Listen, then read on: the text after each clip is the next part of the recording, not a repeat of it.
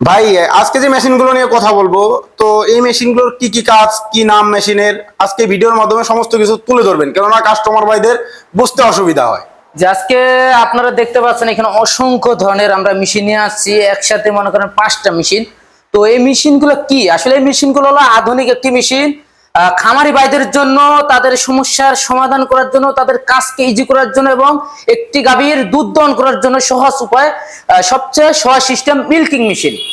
Milking machine মানে গরুর দুধ দহন করানো জি, মেশিন। দুধ দহন করার মেশিন। তো দর্শক ভাই কিন্তু বলে দিছে যে এটা কিন্তু দুধ দহন করা মেশিন, আর এটার কি কি কাজ এখন সেই সম্পর্কে আমরা জানবো।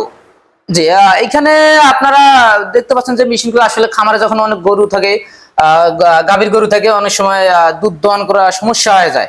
হাত দিয়ে প্রচুর পরিমাণে সময় লাগে, লেবার পাওয়া যায় না, টাকা দিলেও লেবার আসে না। তো তাদের সমস্যার সমাধান করার জন্য এই মেশিনটি হলো, যেমন এখানে 10 লিটার ক্যান ক্যাপাসিটি দেখতে পাচ্ছেন। প্রথমটা যেটা, এটা হলো 10 লিটার ক্যান ক্যাপাসিটি। আমরা আগে যে মেশিনগুলো নিয়ে আসছিলাম, পূর্বে যে মেশিনগুলো আনছিলাম, এই ট্রলি ছিল না, শুধু এই ক্যানটাই ছিল। তো এইবার আমরা আপডেট একদম লেটেস্ট মডেল নিয়ে আসছি, ট্রলি সিস্টেম, একদম তুরস্কের মেশিনের মতো সিস্টেম। যে কোনো জায়গায় খুব সহজেই ঠেলে নিতে পারবেন এই মেশিনটি। একসাথে 4টে বাট আছে এবং একটা গাভী একসাথে দহন করা সম্ভব এই মেশিন দিয়ে। ঘন্টায় 4 থেকে 5টা গাভী দহন করা সম্ভব। তো দর্শক, আগে কিন্তু যে 10 লিটার বা 15 লিটার মিল্কিং গুলো ছিল দুধ দহন করানোর, আর ওইগুলা কিন্তু এরকম 4টা বাট বা এরকম ট্রলি সিস্টেম ছিল না। তো এখন কিন্তু আপনারা দেখতে পারতেছেন এখানে চাকা সিস্টেম করা আছে, এক স্থান থেকে এক স্থানে নিতে, অন্য স্থানে নিতে খুব সহজভাবে নিতে পারবেন। তো এটা 10 লিটারের কথা বললো, এটা চার্জার ও অ্যাডাপ্টার দুইটাই আছে। 3 থেকে 4টা গাভীর দুধ দহন করা যাবে ভাই বললো। তো ভাই এইগুলা 10 লিটার আর 15 লিটার বা বড় আছে? পরে যে বড় আছে এটা হলো 15 লিটার ক্যান ক্যাপাসিটি। আর এখানেও 4টে বাট আছে, একসাথে 4টে বাট, একটা গাভী একসাথে দহন করা সম্ভব।